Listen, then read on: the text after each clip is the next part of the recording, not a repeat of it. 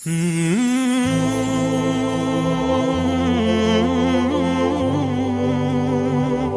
اللہ الرحمن الرحیم والصلاة والسلام علی رسولہ الکریم وعلی آلہ وصحبہ اجمعین۔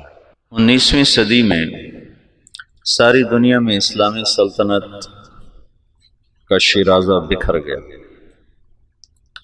اور یورپ اپنی علمی قوت کی وجہ سے ناقابل تسخیر بنتا چلا گیا۔ ایک نسل علم کے لیے کھپی۔ نیوٹن جو اس کا سائنس کا نبی کہا جاتا ہے، نیوٹن وہ اپنی چارپائی پر ایسے سیدھا پڑا رہتا تھا، کروٹ بدلے بغیر 18 گھنٹے ایسے پڑا۔ میرے ابھی آپریشن میں اس ٹانگ کو ہلانا نہیں تھا تو میں عاجز ہو گیا تھا۔ چند گھنٹے کے بعد میں کہوں سے کوئی حرکت دو، میں عاجز آ گیا۔ وہ میری ٹانگ پکڑ کے بیٹھے رہے کہ نہیں ہلنے نہیں دینا، ہلنے نہیں دینا۔ اور نیوٹن 18 گھنٹے ایسے بے حس و حرکت ایسے پڑا، پھر ایک دم اٹھتا تھا، سامنے میز، کرسی، قلم، کاغذ، تو تیزی میں کرسی پر بیٹھنے کی بجائے میز کے اوپر ایسے جھک جاتا تھا اور قلم اٹھا کے ایسے لکھنا شروع کرتا، اور یہ 12 گھنٹے ایسے لکھتا جاتا تھا، 12 گھنٹے۔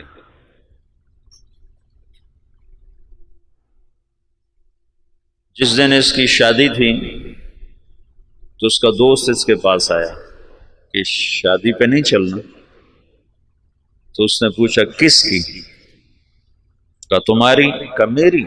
کب؟ کہا آج۔ کہا مجھے تو یاد ہی کوئی نہیں۔ آئنسٹائن نے بیوی سے کہا کھانا لاؤ، اور خود پڑھنے بیٹھ گیا۔ تو وہ آئی، جب یہ ہیوسٹن میں تھا، ہیوسٹن میں ہی مرا، 1955 میں مرا، تو اس نے کہا میں کھانا رکھ کے جا رہی ہوں۔ انہوں نے کہا ٹھیک ہے۔ اس نے میز پہ ایسے کھانا رکھ دیا، انہوں نے کہا ٹھیک ہے۔ تو اس نے ایسے اٹھا کے کھانا شروع کر دیا اور پڑھنا شروع کر دیا۔ تھوڑی دیر کے بعد اس کی بیگم آئی تو اس نے دیکھا کھانا ویسے پڑا ہوا ہے۔ انہوں نے کہا تم نے کھانا نہیں کھایا؟ کہا میں نے کھا لیا۔ کہا کب کھایا؟ کہا ابھی کھایا۔ کہا دیکھو یہ سارا ویسے ہی پڑا ہے۔ اس نے دیکھا تو سارے کا سارا ویسے ہی پڑا ہوا۔ تو اس نے کیا کھایا تھا؟ قریب ایک گلدان میں پھول تھے، پھولوں کا گلدستہ، تو وہ ہاتھ ادھر جانے کے بعد ادھر گیا تو وہ پھول ہی کھاتا رہا، کڑوے کسیلے، اور اس سے کوئی احساس نہیں ہوگا۔ تو کتاب کھول چکا تھا۔ اس طرح اللہ نے ان کو علم دیا۔ اور مسلمان یقیناً زوال کا شکار تھے، بڑھاپا تھا، تو جو خلافت عثمانیہ تھی وہ دم توڑ چکی تھی۔ 1914 میں پہلی جنگ عظیم ہوئی جس میں ترکی نے جرمن کا ساتھ دیا۔ 1918 میں وہ بری طرح شکست پر ختم ہوئی۔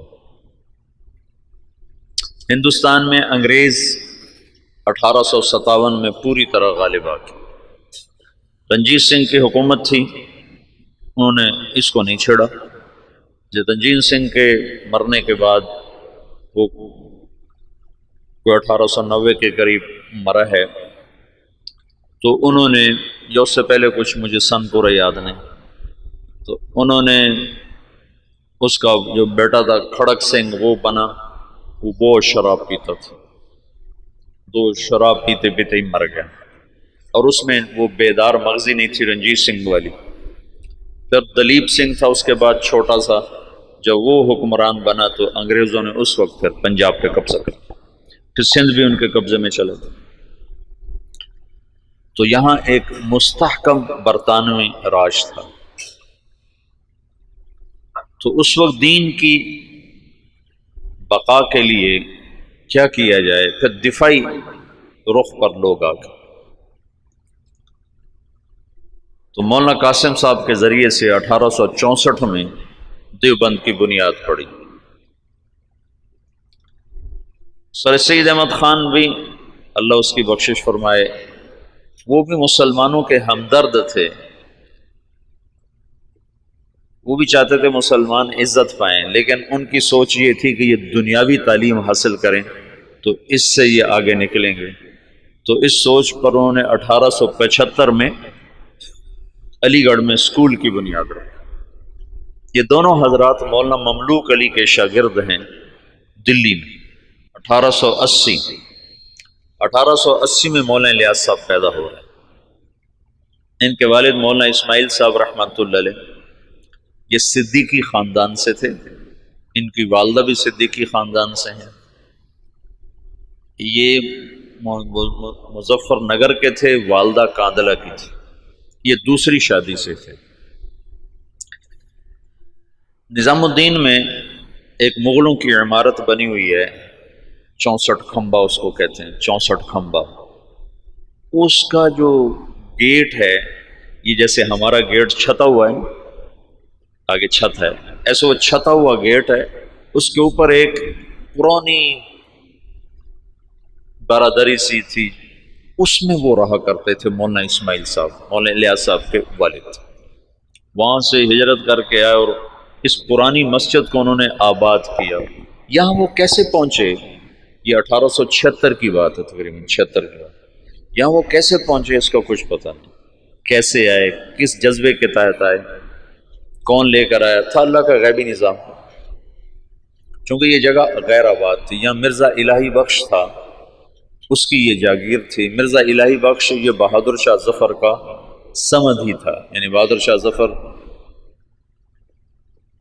کے بیٹے سے اس کی بیٹی کی شادی ہوئی تھی، اور مرزا الہی بخش بھی انگریزوں سے مل گیا تھا، اور وہ بھی جنگ آزادی کے ختم کرانے والوں میں ایک کردار تھا، اور غداری کا اس نے بھی بڑا صلہ پایا تھا۔ یہ مسجد مرزا الہی بخش نے بنوائی تھی، چھوٹی سی، ابھی تک وہ مسجد باقی ہے۔ تو ایک دفعہ مولانا اسماعیل صاحب یہ باہر نکلے ڈھونڈنے کے کوئی آدمی ملیں تو ان کو مسجد میں لاؤں، کہ ویران جگہ تھی۔ تو کچھ لوگ جا رہے تھے دلی، یہ میوات سے پہلا تعارف ہونے لگا، تو ان سے پوچھا بھئی آپ لوگ کہاں جا رہے ہو؟ کہ جی دلی جا رہے ہیں مزدوری کرنا۔ تو انہوں نے کہا اگر میں مزدوری دے دوں تو میرے ساتھ چلو گے؟ کہاں تمہارے ساتھ چلو؟ ایک دن کی مزدوری 2 آنے تھی، 2 آنے۔ تو وہ 5-6 آدمیوں کو لے کر مسجد میں آ گئے اور ان کو وضو سکھایا، طہارت، نماز سکھا کر سارا دن اپنے ساتھ رکھا۔ پھر تعارف پہ پتہ چلا کہ یہ میواتی ہیں۔ میواتی کون ہیں؟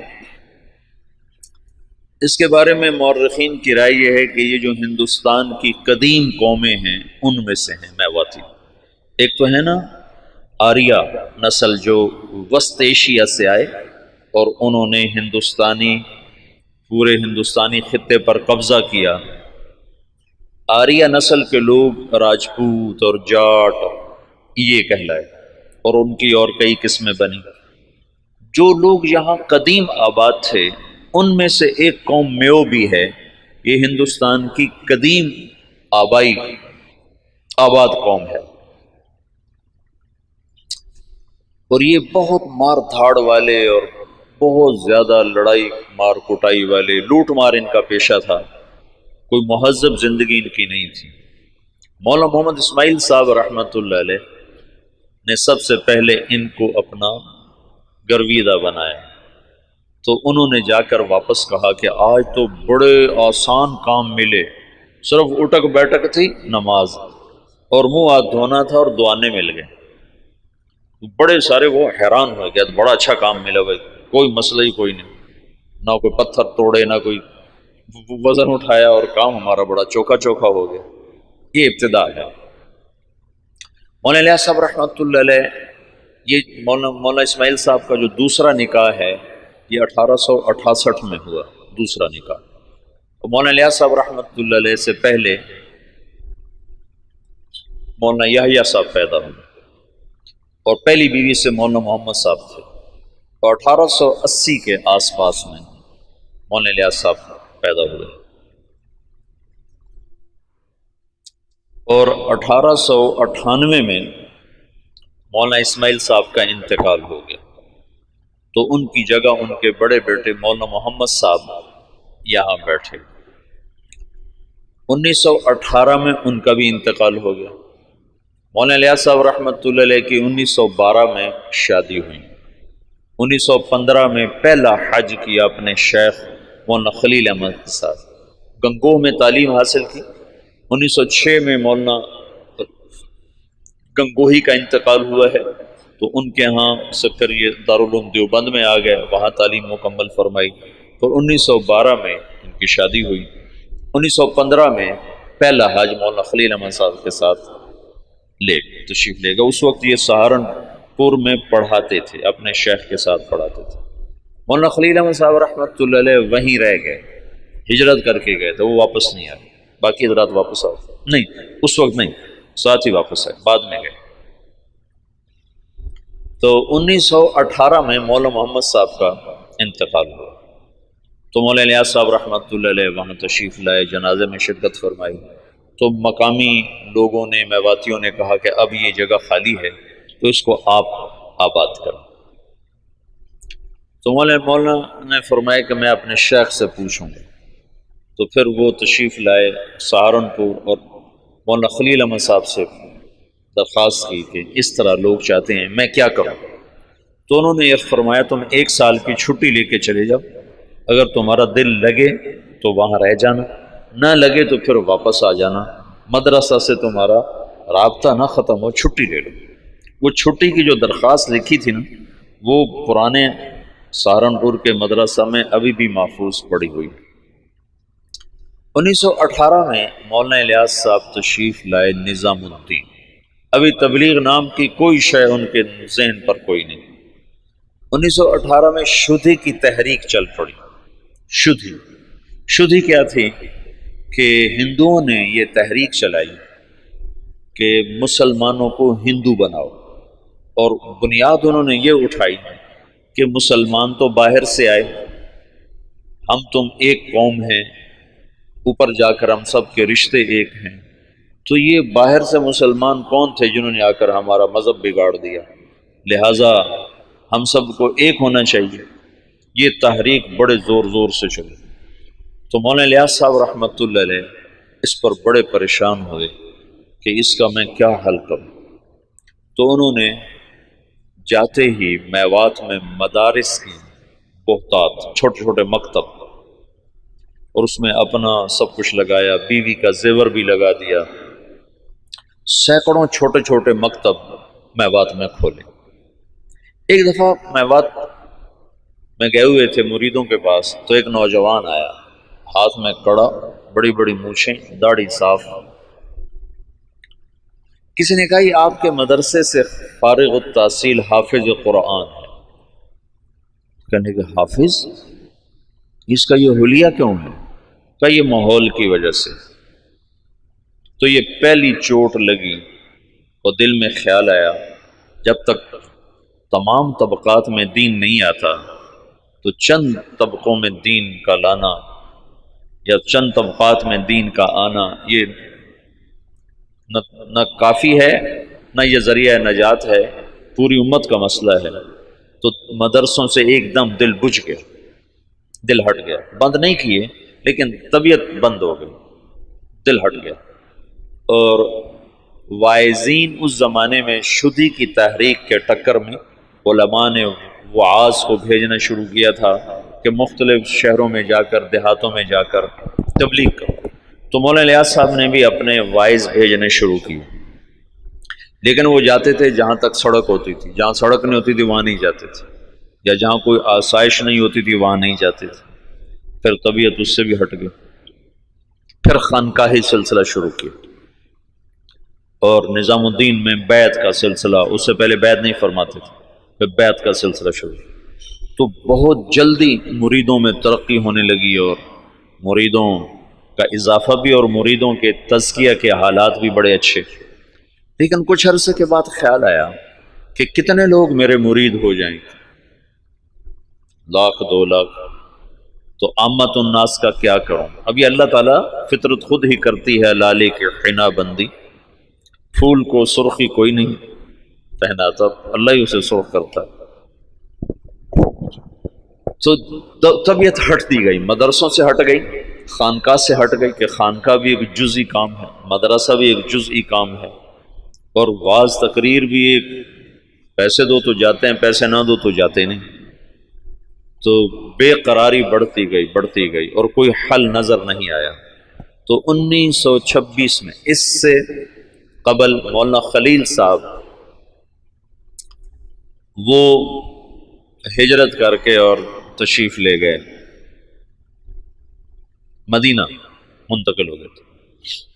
تو 1926 میں حج پہ تشریف لے گئے، ہجرت کی نیت کر کے کہ میں اب واپس نہیں آؤں گا، وہیں رہوں گا۔ 1925 میں گئے تھے، 1926 میں واپس آ گئے۔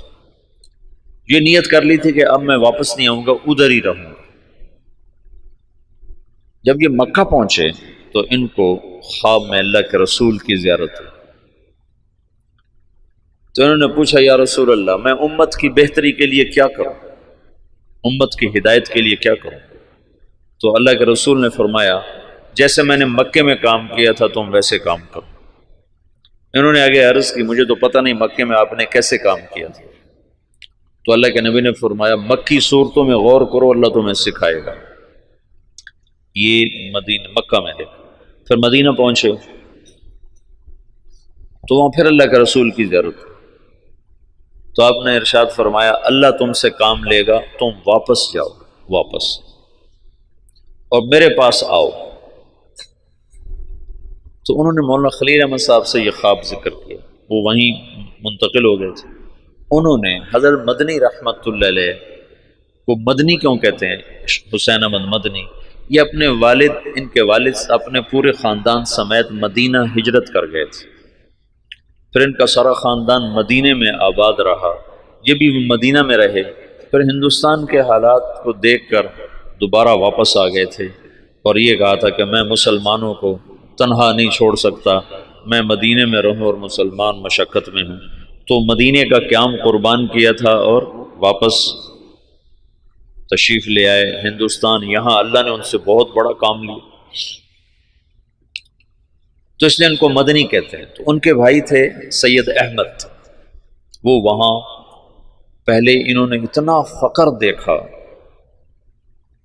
کہ حضرت مدنی فرماتے ہیں میرے والد سبزی منڈی جاتے تھے شام کو، تو جو سبزی وہاں گلی ہوئی سڑی ہوئی لوگ پھینک کے چلے جاتے تھے نا، وہ اٹھا کے لاتے تھے، پھر اس کو صاف کر کے خالی ابال کے ہم کھاتے تھے کہ اس میں نمک مرچ ڈالنے کا بھی سکت نہیں تھی، اس طرح شروع کے دن تھے۔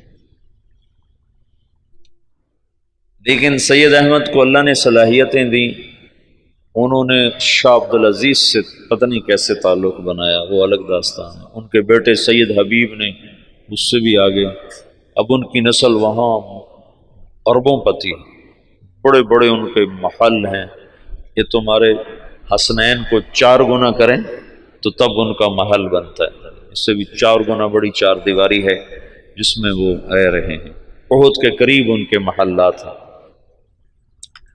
تو انہوں نے سید احمد سے ذکر کیا، تو انہوں نے جو مسجد نبوی کے اس وقت منتظم تھے ناظم اعلیٰ، ان سے ذکر کیا، تو انہوں نے عشاء کے بعد جب مسجد بند کر دی تو مولانا الیاس صاحب کو بلا کر جالی کا دروازہ کھول کے اندر بھیج دی، تو اندر جالی اور روزے کے درمیان کوئی چاروں طرف دیوار ہے، دروازہ کوئی نہیں، یہ نور الدین زنگی نے اس کو چاروں طرف سے بند کروایا تھا، اور نیچے سیسا پگھلا کے ڈالا تھا۔ جب وہ کچھ لوگ آ کر لاش نکالنے کا منصوبہ لے کر آئے تھے، 3 راتیں وہاں سوئے، 3 راتوں میں سارے کام کی یہ تو خود تو عقل سے تو آ نہیں سکتا، سارے کام کو سکھایا گیا، بتایا گیا، اور پھر یہ کہا گیا ہندوستان جاؤ اور جا کر عوام الناس میں کام کرو، علماء میں نہیں، ورنہ وہ مخالفت کریں گے، تو پھر یہ وہاں سے واپس تشریف لائے، 1926 میں پہنچے ہیں اور پہلے علماء کو جمع کیا اور ان کے سامنے یہ بات رکھی کہ میں یوں کام کرنا چاہتا ہوں، تو کسی ایک نے بھی موافقت نہیں کی سوائے مولانا مدنی صاحب اور مفتی کفایت اللہ صاحب رحمۃ اللہ علیہ۔ ان دو حضرات نے بات کو لیا اور سمجھا اور کہا کہ ہاں یہ تو دعوت والا کام ہے، لیکن یہ کرے گا کون؟ کہا یہ تو اللہ کرے گا، میرے ذمہ جہد ہے۔ پھر وہ بندہ فنا فی تبلیغ ہو گیا ہے اور دیوانگی چھا گئی، دیوانگی۔ ایک دفعہ بیان کر رہے تھے، گرمیوں کے دن تھے، صحن میں 11 بج گئے، 11 فجر کے بعد شروع ہوئے، گرمیوں میں 11 بجے۔ تو ایک مواتی کھڑا ہو کر کہنے لگا، او بھائی نام دے دو ورنہ یہ مر جائے گا، بیچارہ مر جائے گا، نام دے دو۔ ایسی دیوانگی چھا گئی تھی اور کوئی شکل نہیں، کوئی جانتا نہیں، اور آگے سامنے میواتی ہیں جن کو دین کی خبر ہی کوئی نہیں، کلمہ نماز کا نہیں پتا، تو دعوت کیسے دیں گے؟ 10 برس کی محنت کے بعد ایک جماعت چلے کی تیاری، 10 سال کے بعد، تو ان کو ہدایات دی اور ان کو روانہ کرتے کرتے 5 میل ان کے ساتھ پیدل چلتے گئے، پیدل چلتے گئے۔ مولانا سعید خان صاحب سے یہ بات میں نے بہت دفعہ سنی۔ جب ان کو رخصت کرنے لگے تو کہنے لگے کہاں جا رہے ہو؟ ان کا جی دلی جا رہے ہیں۔ کہنے لگے نہیں، لندن پہ چوٹ پڑ گئی، امریکہ پہ چوٹ پڑ گئی، ساری دنیا میں ہدایت کا فیصلہ ہو گیا۔ ایک دفعہ عبداللہ صاحب تشریف فرما تھے، کہنے لگے ہم 5-6 آدمی بیٹھے ہوتے تھے مولانا الیاس صاحب کے آگے، 6-7 اور وہ ہم سے کہتے کہ بھائی ساری دنیا میں جماعتیں بھیجنی ہیں، مشورہ دو کیا کیا جائے۔ تو ہمیں خیال آتا کہ مولانا صاحب بیچارے کتنے پاگل دیوانے ہیں اور شیخ چلی کی باتیں کرتے ہیں کہ ہم 6-7 آدمی بیٹھے ہیں اور ہمیں کہہ رہے ہیں کہ ساری دنیا میں جماعتیں بھیجنی، مجھے مشورہ دو ہمیں کیا کرنا چاہیے۔ یعنی اللہ تعالیٰ نے اپنی قدرت سے ظاہر کر کے دکھا دیا کہ کیسے سارے عالم میں ہم خود پھر رہے ہیں، تو ساری دنیا سے جماعتیں ہمارے پاس آ رہی ہیں، ہم سے ساری دنیا میں لوگ جا رہے ہیں۔ تو 1926 سے لے کر 1944 نوح میوات میں پہلی بستی ہے جہاں پہلا اجتماع ہوا۔ اس وقت اجتماع نہیں کہتے تھے، جلسہ کہتے تھے، جلسہ، پہلا جلسہ ہوا۔ اور سگا بیٹا محمد یوسف اکلوتا سخت مخالف تھا، وہ کہیں یہ کیا پاگلوں کا کام شروع کر دیا۔ ان کا ذہن ذوق سارا تعلیمی تصنیفی۔ 21 سال کی عمر میں طحاوی کی شرح لکھی، جو حدیث کی مشکل ترین کتاب ہے طحاوی، اس کی شرح 21 برس کی عمر میں لکھی۔ اور حیات الصحابہ جیسی کتاب تو ساری دنیا کے علماء تسلیم کر گئے کہ سیرت میں یہ وہ شخص بدیع تھا، بدیع سیرت میں، کہ سیرت کے عنوان پر آج تک کسی نے ایسی کتاب نہیں لکھی۔ سیرت کا عنوان ہوتا تھا زید بن ثابت، نیچے اس کی سیرت اور حالات، عمر بن خطاب، نیچے ان کی سیرت، حالات، واقعات اور ان کے فضائل اور مناقب۔ یہی 14 صدی میں تمام مصنفین کا طرز رہا ہے۔ یہ پہلا شخص ہے جس نے اسلوب جدید دیا، بدیع اسلوب، آج تک کوئی یہ اسلوب لے نہ سکا۔ حیات الصحابہ ہے سیرت، لیکن حیات الصحابہ، کیف کانت صلاتہم، کیف کان علمہم، کیف کان جہادہم، اس کے نیچے کئی صحابہ کے واقعات۔ یہ ایک کو عنوان بنا کے نہیں، عنوان صفت کا اور نیچے واقعات مختلف شخصیات کے۔ یہ پہلی دفعہ ہوا تصنیف و تالیف کی تاریخ میں۔ اس کتاب نے اتنی قبولیت حاصل کی کہ دنیا کے ہر بڑے مکتبے میں حیات الصحابہ پڑھی ہوتی۔ تو ان کا تو ذہن تھا سارا تعلیمی اور تصنیفی۔ وہ کہیں یہ میرے ابا کو ہو کیا گیا؟ ان کو اللہ کی طرف سے الہام ہو چکا تھا۔ تو باپ بیٹے میں ٹکراؤ ہے، مولانا انعام صاحب رحمۃ اللہ علیہ، مولانا احتشام صاحب رحمۃ اللہ علیہ، یہ حضرت مولانا الیاس صاحب کے ساتھ مولانا الیاس صاحب رحمۃ اللہ، اب مولانا سعید احمد خان صاحب، یہ ساتھی ہم نوا، اور بیٹا محمد یوسف سخت مخالف۔ میاں جی بدر الدین رحمۃ اللہ علیہ تھے، میں ان سے ملا تھا نظام الدین میں 82-83 میں گیا تھا۔ مجھ سے کہنے لگے کہ ہمیں مولانا الیاس صاحب بھیجتے کہ جاؤ یوسف کو کارگزاری سناؤ، شاید اس کو کوئی دل نرم پڑے۔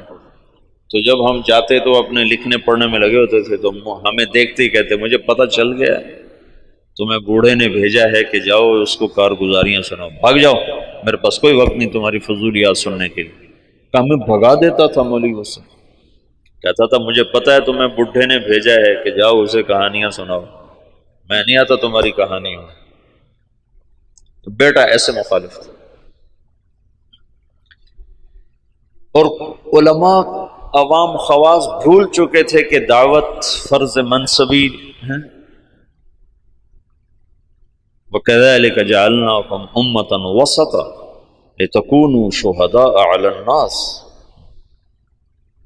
تو شہداء اللہ الناس کا فریضہ پوری امت کے ذمے ہے، اور سارا عالم ہمارے ذمے ہے۔ میاں جی بدر الدین، یہی بدر الدین بتاتے ہیں، میں بیان کر رہا تھا تو سامنے کچھ لوگ بیٹھے تھے 10 12 15، تو پیچھے سے مولانا الیاس صاحب آ گئے، کہنے لگے بدر الدین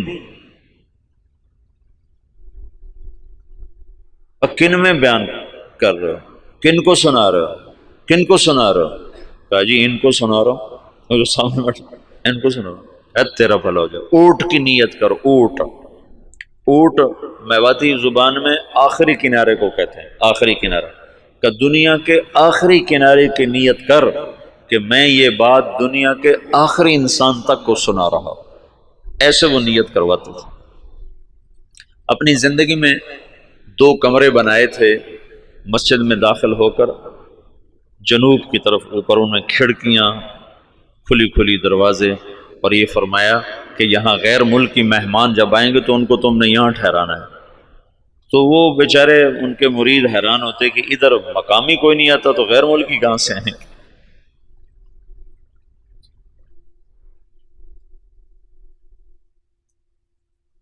میاں جی دین محمد تھے جو حضرت مولانا الیاس صاحب کے ابتدائی خدام میں تھے، اور جو جماعت مولانا الیاس صاحب نے حضرت تھانوی کے خانقاہ تھانہ بھون بھیجی تھی، اس میں وہ اس جماعت میں ان کی تشکیل تھی۔ وہ کہتے ہیں، ایک دفعہ مجھ سے کہنے لگے کہ مولوی صاحب ہمیں حضرت جی کہتا تھا تم امریکہ جاؤ گے، امریکہ۔ تو ہم تو اتنے سیدھے سادے دیہاتی تھے کہ ہم یوں سمجھتے تھے امریکہ دلی سے آگے کسی شہر کا نام ہے، دلی سے آگے کسی شہر کا نام ہے جو ہمیں کہتا ہے کہ تم امریکہ جاؤ گے۔ یہ تو ہمیں بعد میں پتہ چلا وہ تو دنیا ہی اور ہے جہاں وہ کہتا تو تم جاؤ گے۔ تو جہاز کچھ نہ کچھ اس زمانے میں چل گئے تھے، تو کبھی اوپر سے کوئی جہاز گزرتا تو اس کو میواتی میں کہتے تھے اڑن کھٹولا۔ تو مولانا الیاس صاحب کہتے ہیں ان اڑن کھٹولوں میں تم تبلیغ کرنے جاؤ گے۔ تو ہم تو گدھوں پہ سوار ہونے والے تھے، ہم کہیں مولوی الیاس ہمارا مذاق اڑاتا ہے کہ ہم تو گدھوں پہ سوار ہونے والے، ہم اڑن کھٹولوں میں کہاں بیٹھیں گے؟ تو اللہ نے ان کو اڑن کھٹولوں میں بٹھایا۔ تو ابتدائی ادھر 1926 میں 1918 میں مولانا الیاس صاحب آ کر بیٹھے ہیں نظام الدین، اور 1918 میں برطانوی فوجیں مشرق وسطیٰ میں داخل ہوئی ہیں، اور 1919 میں شام فتح ہوا ہے۔ فرانسیسی فوجوں نے شام کو فتح کیا اور شام کو 3 حصوں میں تقسیم کر دیا۔ ایک کا نام سوریہ رکھا، ایک کا نام لبنان رکھا، اور ایک کا نام اردن کر دیا، اور شام کو 3 حصوں میں تقسیم کر دیا۔ اور 1926 میں اسرائیل کو بنانے کا منصوبہ مکمل ہو گیا کہ اسرائیل بنایا۔ ادھر 1926 میں دعوت کا کام چلا جس کا آخری سرا مہدی سے جا کے ملتا ہے، اور ادھر 1926 میں یہودیت کا کام چلا جس کا آخری سرا دجال کے ساتھ جا کر ملتا ہے۔ یہ آپس میں یہ تانے بانے میرے اپنے بنائے ہوئے ہیں، میں سنے نہیں ہیں، لیکن جو کچھ پڑھا ہے اس کے مطابق میں ایک ترتیب ذہن میں آئی کہ ادھر دعوت کا کام بھی ہدایت پر ختم ہوگا۔ 1964 میں پہلی جماعت گئی یوگنڈا، 1964، 4 آدمی، اس میں ایک ابھی بھی زندہ ہیں، عبدالرشید صورتی صاحب جو کراچی کے امیر ہیں۔ تو کہنے لگے وہاں ایک بہت بڑے شیخ تھے، ان کی ہم گئے ملاقات کے لیے، تو ان کا بہت بڑا ہال کمرہ تھا، وہ مریدوں سے بھرا ہوا، اور ایسے مراقبے میں بیٹھے تھے، ایسے بالکل گردن ایسے جھکائی ہوئی تھی۔ ہم 4 آدمی کمرے میں داخل ہوئے، اور یہ پہلی جماعت ہے، آج تک کوئی کسی کو پتہ ہی نہیں کہ تبلیغی جماعت پاکستان میں کوئی نہیں جانتا تھا 1964 میں، باہر کون جانتا، اور یوگنڈا۔ تو جو ہی ہم اندر داخل ہوئے تو انہیں ایک دم سر اٹھایا، کہا مرحباً بجیش المہدی، مرحباً بجیش المہدی، مرحباً بجیش المہدی، 3 دفعہ انہوں نے اس کو دہرایا، اور ہمارا بڑا زبردست اکرام کیا۔ تو دعوت کی انتہا وہاں جاتی ہے، اور یہودیت کی انتہا دجال تک جاتی ہے۔ یہ دونوں طاقتیں جب ٹکرائیں گی تو اللہ دجالی فتنے کو ختم فرمائے گا، اور ایمان اور ایمان والوں کو اللہ تعالیٰ عزت اور بلندی عطا فرمائے گا۔ یہ دونوں ایک وقت میں شروع ہوئی۔ 1926 میں جب ان کا اقتدار مستحکم ہو گیا تو انہوں نے یہ طے کیا کہ یہودیوں کو دوبارہ لا کے آباد کیا جائے، اور یہاں ایک اسرائیلی یہودی ریاست بنائی جائے۔ سیہونی تحریک جس کو کہتے ہیں، سیہون ایک پہاڑ ہے جہاں داؤد علیہ السلام عبادت کیا کرتے تھے بقول ان لوگوں کے، تو سیہون کے نام سے سیہونی تحریک نے اپنا نظام چلایا، تو اسرائیل وجود میں آیا۔ اس کا آخری سرا دجال کے ساتھ ملتا ہے، لد، باب و لد جو ان کا سب سے بڑا اڈا ہے جہاں دجال قتل ہوگا۔ تو اللہ تعالیٰ نے مولانا الیاس صاحب رحمۃ اللہ علیہ سے دعوت کو اس وقت اٹھایا جب دعوت کے نام کو جاننے والے علماء بھی نہیں تھے، وہ بھی اسے اوپرا سمجھتے تھے، اور ان کے ہاں بھی اس پر انکار شدید تھا، لیکن اس بندے کے گشتوں نے آہستہ آہستہ آہستہ آہستہ فضا کو ہموار کرنا شروع کیا۔ پھر مولانا الیاس صاحب نے بڑے بڑے علماء کو بلایا کہ اب آپ کے میوات کا دورہ کرو، تو انہوں نے میوات میں دیکھا زندگی کو بدلا ہوا، حالات کو پلٹا کھایا ہوا، تو کچھ اعتراف زبانوں پہ آنے لگا۔ 1944 میں جب دنیا سے جا رہے تھے تو میوات میں صرف باقی نہیں، صرف میوات میں بہت اچھی فضا کام کی پیدا ہو چکی تھی، اور کچھ دہلی شہر میں۔ عبدالعاظ صاحب مولانا الیاس صاحب کی وفات سے 6 مہینے پہلے پہنچے ہیں نظام الدین، پھر اس کے بعد تبلیغ کے ہو کے رہ گئے، پھر ساری زندگی اور کوئی کام نہیں۔ مولانا الیاس صاحب کے اس وقت 6 ماہ باقی تھے، اور اس وقت وہ شدید بیمار تھے۔ جب عبدالعاظ صاحب کو پتہ چلا، یہ وہاں دلی میں نوکری کرتے تھے، ان کو پتہ چلا کہ نظام الدین میں کوئی بزرگ ہیں جو لوگوں کو نمازی بناتے ہیں۔ اس وقت یہ شروع میں ہم نے بھی ایسے ہی سنا کہ ایک تبلیغی جماعت ہے جو لوگوں کو نمازی بناتی ہے۔ تبلیغ کی گہرائی تو کیا زبردست چیز ہے۔ تو کہنے لگے میں دیکھنے گیا کہ بھائی وہ کیسے نمازی بناتے، تو بس وہ جو پہلی دفعہ گئے تو وہیں کے ہو کے رہے۔ مولانا سعید خان صاحب کو 4 سال کی صحبت نصیب ہے، مولانا الیاس صاحب کی صحبت میں 4 برس رہے، مسلسل 4 برس گزارے۔ مولانا عبید اللہ صاحب رحمۃ اللہ علیہ وہ تو بہت پہلے فوت ہو گئے تھے، 1989 میں فوت ہو گئے تھے، تو ان کو بھی کافی لمبا عرصہ مولانا الیاس صاحب کی صحبت نصیب رہی۔ بیٹے مخالف تھے، تو 1944 میں جب مولانا الیاس صاحب کا انتقال ہونے لگا ہے تو انہوں نے مولوی یوسف صاحب کو بلا کر کہا بیٹا آجا مل لے میں جا رہا۔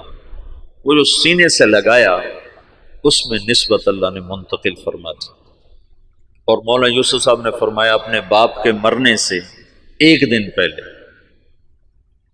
مجھے تبلیغ پہ 100 اعتراض تھے، 100 اعتراض۔ باپ کے مرنے کے بعد اللہ نے تبلیغ کا کام کھولا۔ مولانا الیاس صاحب تبلیغ کے کام کو اجمالی طور پر چھوڑ گئے تھے، مولانا یوسف صاحب نے اس کو کھولنا شروع کیا۔ دن میں 18 گھنٹے بولنے والا آدمی تھا، سوائے سونا اور نماز اور لکھنا، ان 3 اوقات کے علاوہ وہ شخص کی زبان بند نہیں ہوئی، مسلسل جیسے اللہ بلوا رہا تھا۔ بھرپور جوانی میں چلے گئے، 48 برس کی عمر میں انتقال فرمایا۔ 27 سال کی عمر میں امیر بنے، بالکل نوجوان بلکہ بچے. اور مولانا سعید خان صاحب رحمۃ اللہ علیہ فرمانے لگے مولوی یوسف ہمارے ساتھ اٹھتا بیٹھتا کھیلتا تھا، لیکن جب وہ امیر بنا تو آہستہ آہستہ اس کا روب ہمارے اوپر چھاتا چلا اور اپنی جہد اور قربانی سے ان کی ہیبت ہمارے دلوں پہ قائم ہو گئی. ایک دفعہ 3 گھنٹے بیان فرمائے اس حال میں کہ یہاں ایک پھوڑا تھا جس سے خون مسلسل رس رہا تھا. تو ایک آدمی پاس بیٹھا ہوا تھا، وہ یہاں رکھتا تھا کپڑا، جب وہ خون سے تر ہو جاتا تو وہ ہٹا لیتا، دوسرا رکھتا تھا، پھر وہ خون سے تر ہو جاتا وہ ہٹا لیتا، پھر وہ تیسرا رکھتا تھا، اور وہ مسلسل بیان فرماتے. باپ والی کیفیت منتقل ہو گئی کہ مولانا الیاس صاحب کے یہاں پھوڑا نکل آیا. اس کو کٹ دینا تھا، کٹ دینے میں تکلیف ہونی تھی، تو مشورہ کر رہے تھے کہ اس کو کریں کیسے. تو مولانا الیاس صاحب کو پتہ چلا تو انہوں نے فرمایا ایسا کرو، کچھ میواتی میرے آگے بٹھا دو، پھر جو مرضی مجھ سے کر لیں. تو انہوں نے کچھ میواتی آگے بٹھائے، مولانا الیاس صاحب نے بیان کرنا شروع کر دیا اور ہاتھ یوں کر دیا. تو انہوں نے سارے ہاتھ کو کھرچ کھرچ کے صاف کیا، لیکن ان کا ہاتھ ایسے بھی نہیں ہوئے اور وہ یوں بھی نہیں ہوئے. اس قدر انہماک اور فنائیت اللہ نے عطا فرما دی باپ بیٹا کو کہ اللہ نے ایک چیز کو وجود دینا تھا. ایک مدت ہوئی تھی عوام اور خواص کے ذہن سے نکل گیا تھا، اور بس صرف اسلام کو ایک ہی شکل میں دیکھتے تھے کہ حکومت آئے گی تو اسلام آئے گا، حکومت آئے گی تو اسلام آئے گا، طاقت ہاتھ میں ہوگی تو اسلام آئے گا، ورنہ اسلام آ ہی نہیں سکتا. اور انقلاب کا مطلب صرف حکومت کی تبدیلی کو لے لیا تھا. بعض الفاظ ایسے ہیں جو اپنے اصل معنی سے نکل کر مجاز میں اتنے استعمال ہوئے ہیں کہ اصل معنی ویسے ہی ختم ہو کے رہ گیا. ان میں سے ایک انقلاب بھی ہے. انقلاب تو قلب سے ہے، قلب پر الف نون لگ کر باب انفعال بنا ہے. انقلاب ہے پلٹ جانا، دل کا پلٹ جانا. جب قلب سے ہے تو ادھر زیادہ جوڑ ہونا چاہیے، لیکن پھر کثرت استعمال ہوا انقلاب کا حکومت کے بدلنے پر. حالات کے انقلاب آ گیا، حکومت بدل گئی، انقلاب آ گیا، پیپل پارٹی آ گئی، انقلاب آ گیا، نون لیگ آ گئی، انقلاب آ گیا، قاف لیگ آ گئی. تو انقلاب جیسے برباد، وہ تو برباد ہو گیا. برباد، برباد کا کیا مطلب ہے؟ برباد کا مطلب ہے جس کا نقصان ہو جائے وہ تو برباد ہو، جس کا کوئی بہت بڑا حادثہ ہو جائے وہ تو برباد ہو گیا، جس کا کاروبار بیٹھ جائے وہ تو برباد ہو گیا. حالانکہ برباد یہ مرکب ہے، فارسی کا لفظ مرکب ہے. برباد، بر باد، بر الگ ہے، باد الگ ہے. بر کہتے ہیں اوپر اور باد کہتے ہیں ہوا کو. تو بر باد کا مطلب ہے ہوا کے اوپر. یہ مطلب تمہیں معلوم تھا پہلے کبھی؟ یہ اپنے اصل مطلب میں کبھی استعمال ہی نہیں ہوا. بر باد، جس کی دکان بیٹھ جائے وہ ہوا میں اڑ رہا ہوتا ہے. یہ تو ایک تعبیر ہے کہ جیسے پتا ٹوٹتا ہے نا، پتا ٹوٹتا ہے پھر وہ ہوا کے رحم و کرم پر ہو جاتا ہے، اس کی کوئی منزل نہیں رہ جاتی نا. ہوا کے جھونکے جدھر لے جائیں وہ ادھر کو اس کی سمت ہو جاتی ہے. ایسی جو کسی نقصان میں حالات کی جکڑ میں آتا ہے تو اس کو کوئی رہ نہیں جاتا، اپنے بھی آنکھیں پھیر جاتے ہیں، خون بھی سفید ہو جاتے ہیں. تو وہ ایسے ہو جاتا ہے جیسے ہوا کے دوش پر کہ کوئی اس کا پرسان حال کوئی نہیں. تو اس لیے برباد کو وہاں سے یہاں ڈال دیا گیا. تو پچھلے 200 سال سے انقلاب کا لفظ بھی صرف اور صرف حکومت کی تبدیلی پر بولا جاتا ہے، حالانکہ انقلاب اصل معنی میں تو دل کا بدل جانا ہے. انقلب، دل بدل گیا. تو پچھلے 200 سال سے یہ ذہن بن گیا ہے کہ بغیر حکومت کے نہ دین آ سکتا ہے نہ حالات سدھر سکتے ہیں. مولانا الیاس صاحب نے اس کو رد کر کے دکھایا کہ نہیں، دین دعوت سے آتا ہے، حکومت سے نہیں آتا. اور دعوت تمام شعبوں کو زندہ کرنے کا واحد راستہ ہے. نبی جب آتا ہے تو سامنے کتنے شعبے ہیں جو بگڑے ہوئے ہوتے ہیں، وہ صرف دعوت کو زندہ کرتا ہے، شعبے خود زندہ ہو جاتے ہیں. جیسے صحت کو زندہ کر دیا جائے تو جسم کے سارے شعبے خود زندہ ہو جاتے ہیں. قوت کو بحال کر دیا جائے تو جسم کے سارے شعبے خود بخود بحال ہو جاتے ہیں. قوت بحال نہ ہو تو اس کو دوڑایا جائے تو بیچارہ کیسے دوڑے گا؟ کہ یہ جو امت ہے یہ اس بیمار بوڑھے گھوڑے کی طرح ہے، اس پر اسلام کہاں سے آئے؟ اس کی جوانی کو لوٹایا جائے گا تو اس پہ اسلام آئے گا۔ حکومت اسلام نہیں لا سکتی، ناممکن ہے۔ زیادہ زیادہ نماز پہ دکانیں بند کرا دے گی، تو کوئی بے وضو پڑھ لے تو پھر کیا کروں؟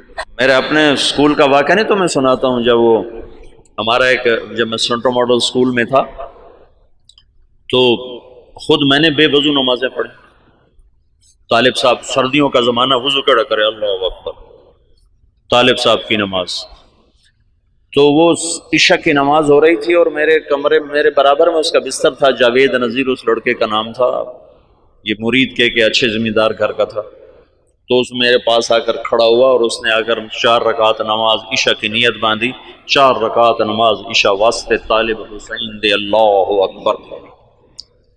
حکومت ایسا اسلام لائے گی واسطے طالب حسین دے، جو ایسی نماز پڑھے گا وہ تو کافر ہو جائے گا، نہ پڑھے تو اس سے تو کافر نہیں ہوتا نا، لیکن اگر ایسا کرے گا تو اسلام سے نکل جائے گا۔ قوت کبھی، اس لیے تو کبھی نبی کو طاقت دے کے نہیں بھیجا گیا، بعد میں طاقت آئی جو اللہ کے نبی کو حاصل ہوئی بعد میں ہوئی، پہلے تو فقیر بن کے کھڑے ہوئے کہ نہ کوئی مال کے لالچ میں کلمہ پڑھے، نہ کوئی تلوار کے خوف سے کلمہ پڑھے، صرف اللہ کے تاثر سے کلمہ دل میں اترے۔ تو چونکہ اسلام نے ایک عروج دیکھا تھا تو جو ہمارے قائدین تھے وہ اس عروج کو تصور میں لے کر اعادہ عروج کی جہد کرتے رہے، وہ جو ذوف اسلام تھا اس کو دور کرنے کی کوشش ہی نہیں کی کہ انگریز کیوں آیا۔ مولانا حفظ الرحمان صاحب آئے سیوہاروی، یہ میاں جی دین محمد پاس بیٹھے ہوئے، مولانا الیاس صاحب، اور مولانا حفظ الرحمان آئے، حضرت دعا کریں انگریز نکل جائے، مولانا الیاس صاحب چپ بیٹھے ہوئے، حضرت دعا کریں انگریز نکل جائے، چپ بیٹھے ہوئے، حضرت دعا کریں انگریز نکل جائے۔ تو مولانا الیاس صاحب ایک دم جوش میں آئے کہ کوئی لوگ تیار کر لیے ہیں جو انگریزوں کے بعد حکومت کو سنبھالیں گے، کوئی لوگ تیار کر لیے ہیں؟ وہ کہ چپ، کہ جو انگریزوں کے بعد آئیں گے وہ ان سے برے ہوں گے کہ انگریز ہمارے بزرگوں کے گناہ کی سزا میں آئے، اور جو موجود آئیں گے ہمارے گناہوں کی سزا میں آئیں گے، اور مجمع کو تیار کیے بغیر کام نہیں چلتا ہے۔ تو انگریز تو چلا گیا، لیکن جتنا اسلام پاکستان میں ذبح ہوا، مدنی فرمایا کرتے تھے ہندوستان میں مسلمان ذبح ہوں گے اور پاکستان میں اسلام ذبح ہوگا۔ یہ مولانا الیاس صاحب نے پرانا سبق زندہ کیا کہ دعوت وہ واحد سبب ہے جس سے دین آتا ہے، اور میں چلنا ہی نہیں چاہتا تو مجھے زبردستی کیسے چلاؤ گے؟ تم مجھے زبردستی نماز پڑھاؤ گے تو کتنی پڑھا لو گے؟ اور جو 90% اخلاقیات ہیں وہ کیسے لاؤ؟ ماں کی خدمت کیسے کرواؤ؟ باپ کے آگے چپ رہنا کیسے سکھاؤ؟ بیوی سے حسن سلوک کیسے سکھاؤ؟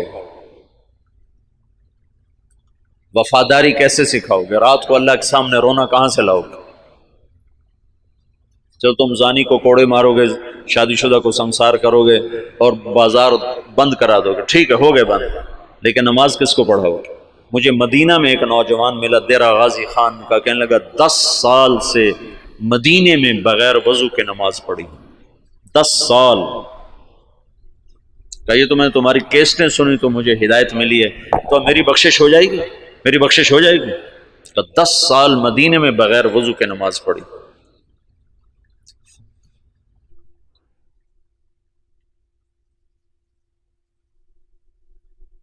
چونکہ اسلام کا سیاسی پس منظر 1000 برس سے زیادہ ہے، تو جب زوال آیا تو قائدین کا ذہن ادھر گیا کہ اس زوال کو دور کیا جائے، زوال دور کیا جائے اور مسلمانوں کو دوبارہ شان و شوکت پہ لایا جائے۔ لیکن اس زوال جس وجہ سے آیا تھا اسے دور کرنے کی کوشش کیے بغیر زوال کیسے دور ہوگا؟ جب 95% لوگ بے نمازی ہوں زوال کیسے دور ہوگا؟ جب 100% لوگ بد اخلاق ہوں، ماؤں سے بدتمیز ہوں، باپ کا گریبان پکڑیں، ترازو میں ناپ تول میں کمی کریں، خود جوئے کے اڈے چلائیں، زنا کے اڈے چلائیں، نشے کے اڈے چلائیں، تو ان میں کیسے دین کون لائے گا؟ تو جب اندر ایمان اترتا ہے تو پھر سارے شعبے زندہ ہو جاتے ہیں۔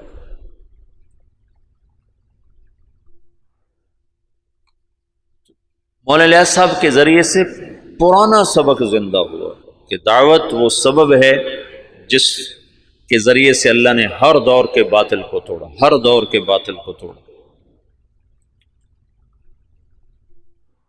تو 1926 میں یہ کام شروع ہوا، شخصیات کے جانے سے کوئی فرق نہیں پڑا ہے، اور اب عجب العجائب ہے کہ 15 برس ہو چکے ہیں، امیر کوئی نہیں، ایک شورا ہے اور کام اسی طرح چل رہا ہے۔ اور عجب العجائب ہے کہ گونگے بھی دین کے داعی بن کے چل رہے ہیں۔ ابھی 1 سال کی جماعت گونگوں کی یمن سے کام کر کے واپس آئی اور 7 مہینے کی دوبارہ ملائیشیا جانے کے لیے تیار کھڑی۔ یہ اسلامی تاریخ میں پہلی دفعہ ہو رہا ہے کہ گونگے دین کے داعی بن جائیں، اور پہلی دفعہ جب سے سورج چمک رہا ہے کانگو کے جنگلوں میں جماعت پہنچی جہاں اتنے قد کے بونے رہتے ہیں، بونے، اقزام، وہ 4 فٹ کا بڑا جوان ہوتا ہے، جس کا قد 4 فٹ ہو وہ سب سے نمایاں نظر آتا ہے۔ یا 4 فٹ والا تو ہم گودی میں اٹھائے پھرتے، وہ 4 فٹ والا بڑا جوان ہوتا ہے۔ آم کا 3 فٹ، 3.5 فٹ، 4.25 فٹ، اور 4 فٹ والا بڑا چوڑا ہو کے چلتا ہے، اور ننگے رہتے ہیں، مرد عورت کوئی کپڑا استعمال نہیں کرتا، اور کوئی باہر کی دنیا سے ان کا تعلق کوئی نہیں ہے۔ سانپ کاٹے تو علاج ان کا جنگل میں موجود ہے، کانٹا چبھنے سے سانپ کے ڈسنے تک سارا علاج اپنے جنگل سے کرتے ہیں۔ غذا ان کی جنگل کے جانور ہیں، ہر چیز کھاتے ہیں، اور طاقتور اتنے ہیں کہ ہر آدمی 5 سے 6، 7 سے 8 شادیاں کرتا ہے، کوئی کشتے نہیں کھاتے۔ کتنے لوگ بیچاروں کے گردے مر ختم ہو گئے کشتوں کے چکر میں، گردے گنوا بیٹھے، گولی اندر تے دم جلندر چلا گیا۔ ان کو اللہ نے ایسی قدرتی طاقت دی ہوئی ہے، اور جب سے وہ پیدا ہوئے انہوں نے اسلام کا نام نہیں سنا۔ آج سے 12 برس پہلے وہاں پہلی تبلیغی جماعت پہنچی، مالی سے جماعت بنی، مالی ہو گئے کانگو سے گئے جنگل، اور جنگل کے ترجمان ساتھ لیے، انہوں نے وہاں دعوت کا کام چلایا، تو 270 آدمی پہلی دفعہ مسلمان، اور ان کو لباس وہ بیچارے لباس پہن کے اوکھے ہو گئے، ایک ہی کیتا جو ساڑھے نال ہے، اوکھے ہو گئے۔ تو ان میں ایک ان کا سردار، وہ حج کرنے کے لیے آج سے کوئی 8-9 سال پہلے حج کے لیے، تو کچھ علماء تھے جو تبلیغ کے بڑے مخالف تھے، تو ایک ہمارے دوست ہیں حسن کیمرونی، یہ حسن کیمرون سے جماعت گئی، مالی نہیں، کیمرون سے جماعت گئی تھی۔ تو حسن کیمرونی ہے، وہ مدینہ میں پڑھے ہیں، پھر ریاض سے PhD کی ہے، بڑا فاضل آدمی ہے، وہیں رہتا ہے۔ تو اس نے مجھے یہ سارے حالات سنائے، وہ خود بھی اس میں شریک تھا، تو وہ اس بونے کو لے کر گئے ان علماء سے، تو ان کا تبلیغ والے یہ کرتے ہیں، تبلیغ والے یہ کرتے ہیں، یہ کرتے ہیں، یہ کرتے ہیں۔ ان کا یہ سب کچھ جو کرتے ہیں بالکل صحیح ہے، ان پر یہ سارے اعتراض ٹھیک ہیں، پر اس بونے کی کارگزاری سن لو کہ تبلیغ والے یہ بھی کرتے ہیں۔ جب انہوں نے سنے حالات تو وہ سارے رونے لگے اور کہنے لگے تبلیغ حق ہے، ہم نفس پرستی کا شکار، اور اب ان کی تعداد تقریباً کوئی 5000 کے قریب ہو چکی ہے، وہ 270 سے اب 5000 تک پہنچ چکے ہیں۔ جب یہ واحد تحریک ہے، پہلے خیر القرون کو چھوڑنے کے بعد، خیر القرون کا کوئی ٹکر نہیں، خیر القرون کے بعد یہ پہلی دفعہ دنیا میں ایسا ہوا ہے کہ کسی تحریک نے 6 بر اعظم کے مسلمانوں کو متاثر کیا۔ اس سے بڑی تحریک آج تک نہیں اٹھی، نہ اتنی شخصیتیں بہت بھاری بھاری اٹھ ہیں، ان کے سامنے مولانا الیاس صاحب کی شخصیت کوئی بڑی نہیں ہے، لیکن جو کام مولانا الیاس سے اللہ نے لیا ہے، یہ خیر القرون کے بعد کوئی ایسا کام نہیں کر سکتا جس میں اتنی وسعت ہو کہ وہ فیجی مشرق میں آخری کنارہ اور ہوائی مغرب میں آخری کنارہ، اور دونوں طرف سے لوگ سمٹ کے رائے میں پہنچ کے دین سیکھ رہے ہیں، یہ پہلی دفعہ دنیا میں ہے۔ ایک تو گونگے ہیں نا، چلو گونگا تو صبر کرتا، اسے آتا کچھ نہیں۔ مجھے کتنے لوگ ملے افریقہ سے آئے 4 مہینے لگا رہے ہیں، اور ایک وہاں سے آیا ارجنٹائن سے 4 مہینے لگا رہا تھا، وہ اسپینش جانتا تھا، اور ہمارے پاس کوئی ترجمان نہیں تھا اسپینش زبان کا، پورے 4 مہینے بغیر ترجمان کے گزار کے چلا گیا۔ تم 4 دن گزار کے دکھا دو مولوی صاحبان، 5ویں دن تم نظر نہیں آؤ۔ 4 مہینے ایک لفظ نہیں سمجھا۔ میں نے ایک سے پوچھا، میں نے کہا تمہیں کیا فائدہ ہوتا ہے، تم سمجھ تو کچھ آتا نہیں؟ تو اس نے کہا ادھر اثر ہوتا ہے، ادھر اثر ہوتا ہے۔ تو میں یہ چاہتا ہوں تم تبلیغ میں بصیرت کے ساتھ چلو۔ میں یہ چاہتا ہوں تبلیغ کی عظمت تمہارے دل میں ہو۔ تھوڑی سی زندگی ہے، پتہ نہیں کب شام ہو جائے۔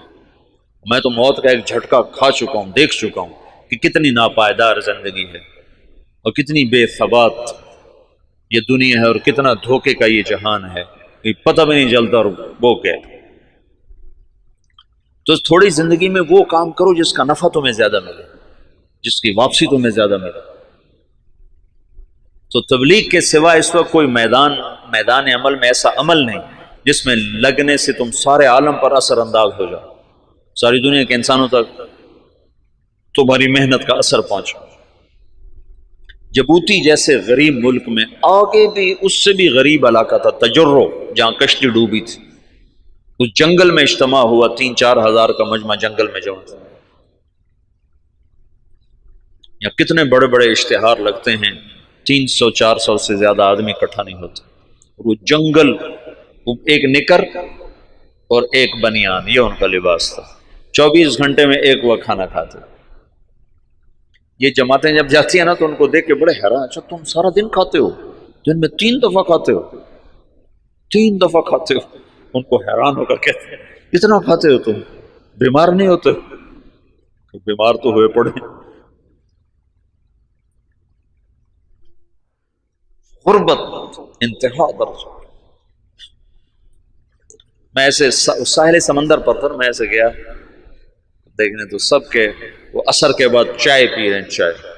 تو دیکھا وہ کالا کاوا پانی والا بغیر دودھ کے، ٹوٹی ہوئی پیالیاں، ٹوٹی ہوئی پرچیں، یہ ان کی بڑی عیاشی تھی کہ وہ سمندر کے کنارے چائے پی رہے تھے۔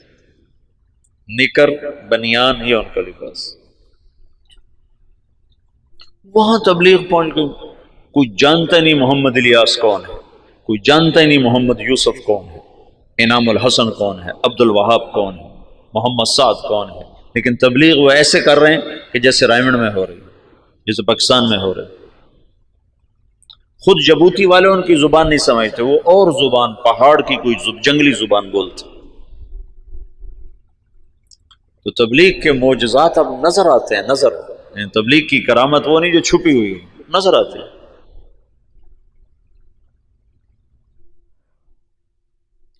تو میں یہ چاہتا ہوں کہ تم بصیرت کے ساتھ اس میں چلو، تاکہ تم نفع اٹھاؤ، تم اللہ کا قرب حاصل کر سکو، اللہ کی محبت حاصل کر سکو۔ صحیح، میں نے پیچھے سے تفصیل بتائی تمہیں کہ سیاسی اکھاڑ پر چھاڑ کیسی ہوئی، پھر تبلیغ کی زندگی تو اب تمہارے سامنے ہے، اس میں تو تفصیل بتانے کی ضرورت نہیں ہے، لیکن کچھ مجالس اور میں لینا چاہوں گا کہ کچھ باتیں جو اس سے متعلق ہیں وہ میں تمہارے سامنے لاؤں۔ پھر لِيَهْلِكَ مَنْ هَلَكَ عَنْ بَيِّنَةٍ وَيَحْيَىٰ مَنْ حَيَّ عَنْ بَيِّنَةٍ، پھر یہ نہ ہو سکے کہ ہمیں پتہ کوئی نہیں تھی۔